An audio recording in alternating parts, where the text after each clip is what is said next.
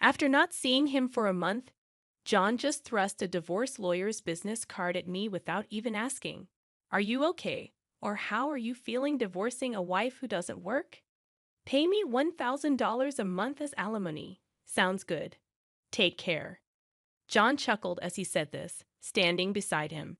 Emily was wrapping her arm around his, wearing a similar smug expression. "Fine, let's divorce then." I said it so casually that John seemed a bit surprised, but he quickly shared his smile with Emily. Good thing John isn't much of a thinker. It makes my plan easier to execute. After the divorce papers got approved, I decided to start my revenge plan on both of them. I will make them cry as a celebration of my recovery. My name is Sarah Wolf. I'm a 47-year-old illustrator. I'd also work as a children's book author. I just love drawing. I have two childhood friends, John and Emily. They're important friends to me, and John is also my husband. It all started when John asked me out as I was heading to a different college after high school. I was surprised. I thought he was into Emily, but I couldn't say no to a confession from John, whom I had secretly liked. After some thought and consultation with Emily, I accepted John's proposal. Emily's behavior had been a bit problematic since teens, but she was still a dear friend to both John and me. However, Emily had a tendency to snatch other people's boyfriends and then dump them once they became obsessed with her, causing problems time and again. Her parents were concerned, so John and I often spent time with her to watch over her. John and I got married when we were 25, 4 years later. Emily brought her fiancé into our lives. His name was George, a professional working for a top-tier company. Nice to meet you, Sarah and John. I've heard so much about you. Looking forward to our future together. George was very polite, and we all got along immediately. We would get together during holidays and vacations, taking trips or going on long train rides to enjoy some drinks. However, things started falling apart after Emily got pregnant 2 years into her marriage. John and I originally had many siblings, so there was no worry about an heir. So we decided we didn't need children. Both of us loved kids, but weren't keen on actively caring for them. Besides, we loved our freedom to travel and enjoy drinks. We often found it heartwarming to see families with children, but it was never more or less than that. When Emily announced her pregnancy, John's attitude started to change. He quit smoking because Emily said she couldn't stand the smell, and even offered to drive her to doctor's appointments using his vacation days. I warned him, "George might get upset if you're always with Emily." But John argued back, "You have work, don't you? She's our childhood friend, and she's reaching out for help. You're heartless." I said, "I've been buying things and helping where I can, but going with her to the obstetrician is crossing the line." When I said that, John frowned, and then he glared at me. "Why?" "Because Emily wants it, right? She says she's anxious about the checkup. I can't just let her go alone if she's anxious." All the more reason for George to go with her, right? If you go with her every time, it's almost like you're the father of the baby in her belly. John jealous? You're not going to get pregnant anyway, so what's the problem? He didn't take my concerns seriously, and instead started to snap, saying I was being annoying. We had hardly ever had a fight during our marriage, but things changed when Emily got pregnant. Our arguments increased, and that didn't change even after Emily gave birth. In fact, John started spending even more time with Emily and their child, Emma.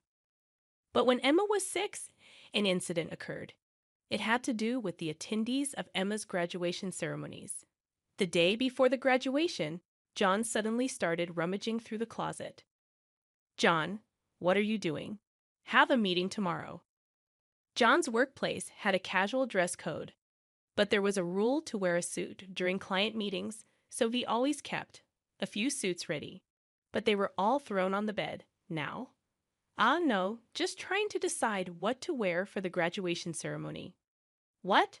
You're seriously thinking of attending the graduation?" "Yeah, George, can't make it. Emily asked me." "Wait, that's absurd. No matter how you look at it, I inadvertently raised my voice in denial. Immediately, John's face turned sour. I knew he occasionally picked Emma up from kindergarten, and I had done so myself when asked. Yet it was nonsensical for a childhood friend who wasn't even a biological parent to attend a graduation ceremony. What? You still doubt me and Emily? I'm disappointed that you can't even help out. That's not the point. Point anyway. I'm attending the graduation tomorrow, so iron a shirt properly. John said that and abruptly ended the conversation, leaving me behind and going to the bedroom. I had no choice but to call Emily. Hello, Emily. About tomorrow. Sorry about tomorrow. I'm borrowing John.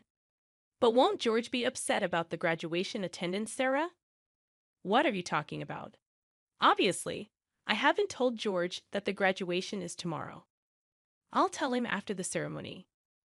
I was shocked to learn that George didn't know about the graduation schedule. Upon further questioning, it seemed that Emily hadn't informed George about any of the kindergarten events so far, and John had been acting as the father at the kindergarten, which made me dizzy with its selfishness. Wait a minute, Emily. Isn't that extremely unreasonable? It's disrespectful to George, and just because he's a childhood friend, eh? What's wrong? Sarah, you're scary. Well, see you tomorrow. Wait, Emily. I was trembling with anger at Emily, who unilaterally hung up the phone. Still, in the end, I ironed a shirt, prepared a tie, and the next morning saw John off to Emma's graduation ceremony. Since then, Emily and John started going out more frequently, from once a month to once a week, and then to 3 times a week. Eventually, even George seemed to have some suspicions, and one day, while John and Emily were out, he visited our house alone. I'm sorry for visiting you late at night. There's something that's been bothering me. Is it about the two of them? Yes, I would like you to take a look at this. George showed me the GPS history he had installed in Emily's car. It showed that she had been staying at a hotel 3 times a week. All of those days, she was out with John, and just by looking at George's face, I understood what that meant. What do you want to do, George? I want to take revenge on those two. Me too. I can't forgive them for betraying us after all this time. We started planning our revenge on them secretly. First, I started by increasing my income because I had been saving by doing housework and taking care of Emma. My income had drastically decreased. George switched to working from home. And when Emily and John would go out, he would bring Emma to my house, and we would take care of her together. Neither Emily nor John realized that we knew about their relationship, and we were able to gather solid evidence. Once we had collected enough evidence and were ready to take our revenge, we discovered a shocking truth about Emma. George and I struggled with the decision, but we both agreed that we didn't want to hurt young Emma, so we decided to wait until she was an adult to take our revenge. However, even though we decided to endure for 10 years, I was struck with a serious illness. I needed long-term hospitalization, and even at best, I wouldn't be discharged for at least 2 years. Although I could work from the hospital room, it was certain that I would have to reduce my workload. After informing George about the situation, I consulted John. However, John's reaction was no different from when we were making small talk. I'll visit you once in a while. I felt that John no longer had any affection for me, as he didn't even ask about my condition or the name of the disease. In reality, John only visited once a month or once every 2 months, and after Emma's 15th birthday, she started acting strangely. Although she used to visit me almost every day right after I was hospitalized, she became distant after her 15th birthday. However, neither George nor I could figure out why, and we were puzzled. Even when we asked Emma, she just said, "Don't worry about it." However, we ended up learning the reason from John, who rarely showed up. Hey, it's been a while. Yeah, it has. John, who had completely transformed into a flashy appearance, walked in without even knocking. After not seeing him for a month, John just thrust a divorce lawyer's business card at me without even asking. Are you okay? Or how are you feeling divorcing a wife who doesn't work? Pay me $1,000 a month as alimony. That's the deal. So take care, John said, grinning from ear to ear. Beside him, Emily wrapped her arms around John's with a similar expression on her face. Fine, let's divorce then, I casually agreed, which seemed to surprise John for a moment. But he quickly exchanged smiles with Emily. It was good that John wasn't the type to think too deeply. That's why my plan worked so well. After receiving a notification that the divorce was finalized from John, I decided to start my revenge plan against the two of them. I will make them cry as a celebration of my recovery. I promptly started to take action. First, I contacted George to transfer hospitals. Then I informed my lawyer that they would be mediating between the two parties from now on. George also began to act at the same time. He moved near my new hospital with Emma, and he started to visit me frequently. Emma still had a gloomy expression, but I was happy that she came to see me every day. Most of my belongings were already in the hospital room. So I told John to dispose of the rest. I didn't want to bring anything that the two of them might have touched into my new life. Once the hospital transfer and George and Emma's move settled down, I received a call from John. I had only left my seat for a few minutes, but my smartphone already showed 30 missed calls. I answered the phone, feeling exasperated. What? Hey, what the hell is going on?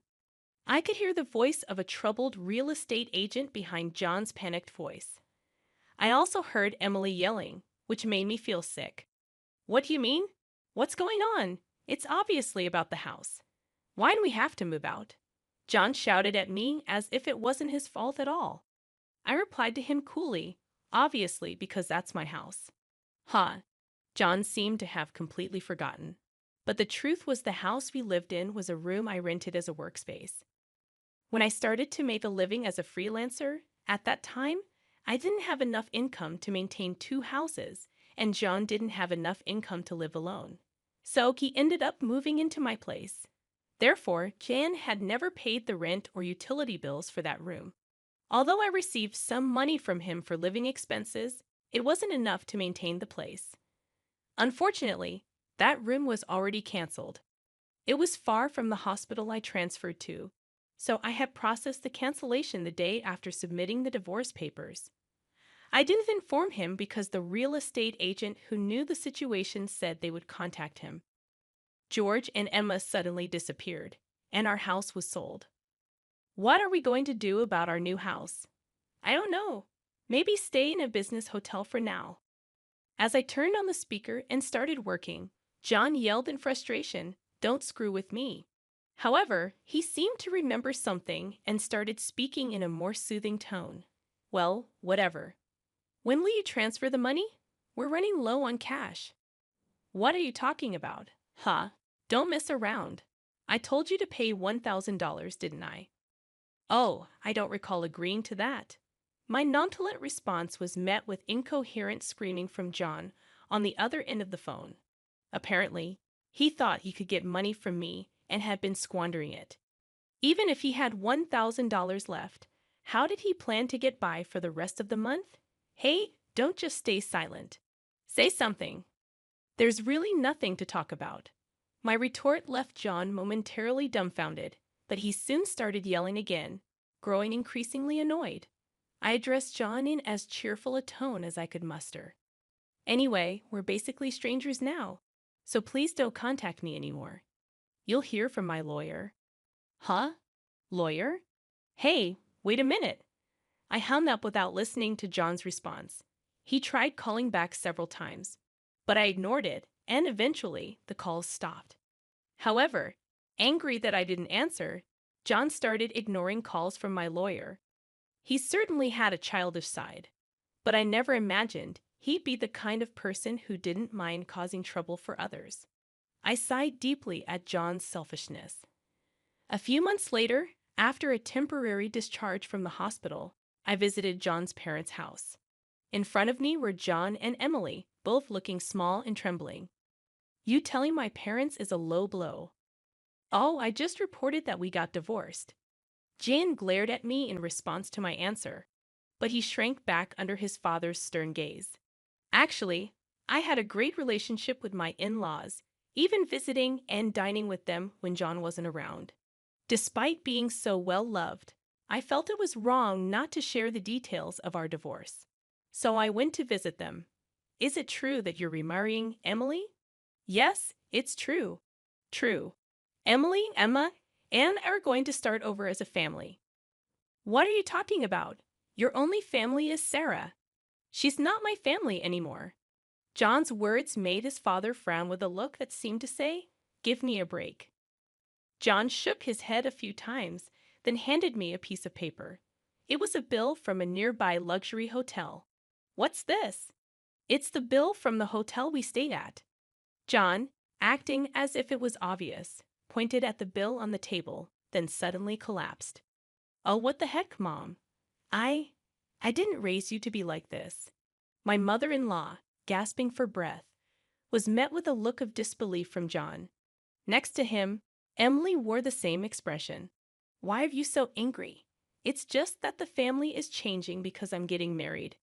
Plus, you'll have a grandchild, a blood-related one at that. Aren't you happy? You two didn't. My mother-in-law, looking as if she couldn't believe what she was seeing, glanced at Emily, then turned her gaze to me. Both my in-laws understood that I didn't want children and still treated me as their own daughter. Of course, they treated Emily, my childhood friend, similarly. But there was always a boundary between a daughter-in-law and a friend. I remembered Emily often complaining about that.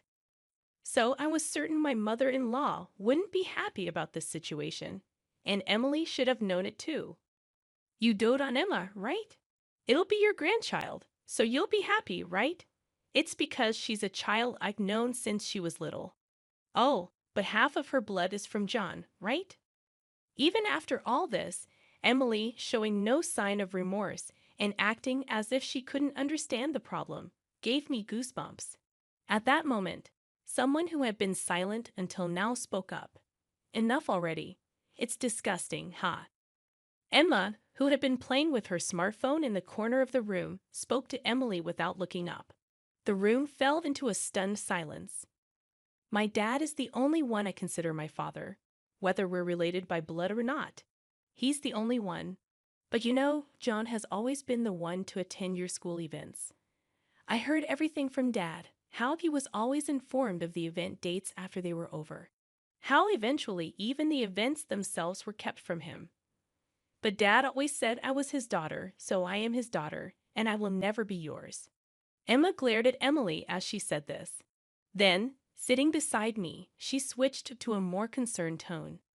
You know, when I found out about this, I thought you would hate me. But Dad said that wasn't the case, so I came here today. Emma, I love you so much. You were so kind to visit me every day while I was in the hospital. I was really happy, Sarah. Emma, perhaps relieved of her anxiety, teared up and hugged me tightly. It might indeed be a child resulting from an affair between John and Emily. Yet it's a child I've taken care of for 15 years.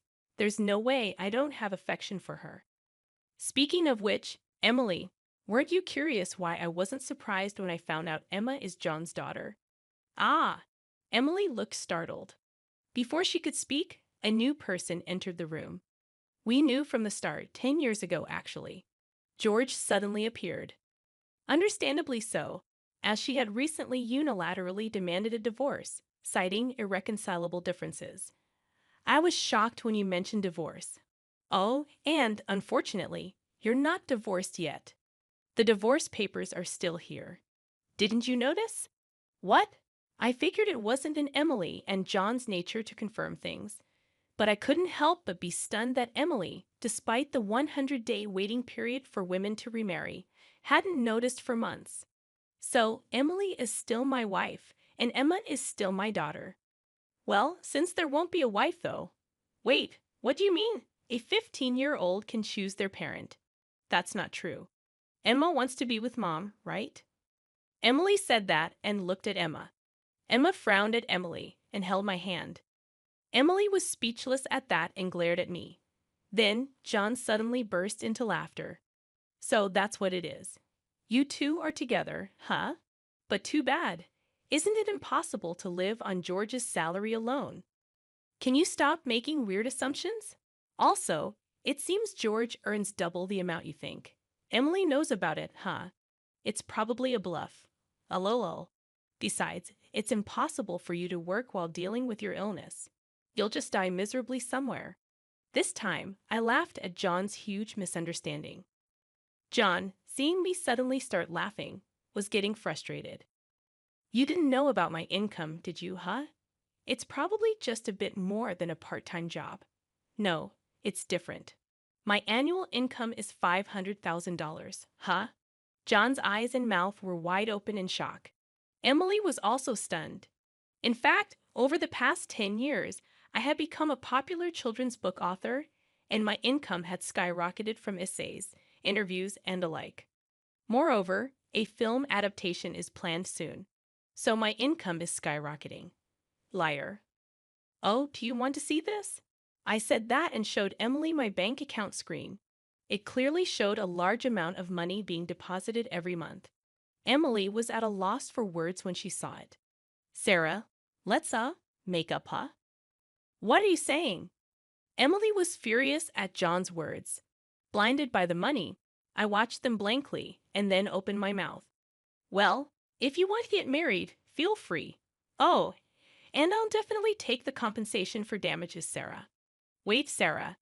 Ignoring John's words, I took Emma's hand, and after saying goodbye to my in-laws, I left their house. John originally worked at my father-in-law's company, but it was revealed that he was lying about going out for sales, and he was fired. My father-in-law planned to forcibly put him on a friend's fishing boat and work him to the bone. Working on a fishing boat was tough for an indoor-loving John, and he contacted me several times. But each time, I notified my father-in-law, and eventually, the calls stopped. Emily lost custody to George and got divorced.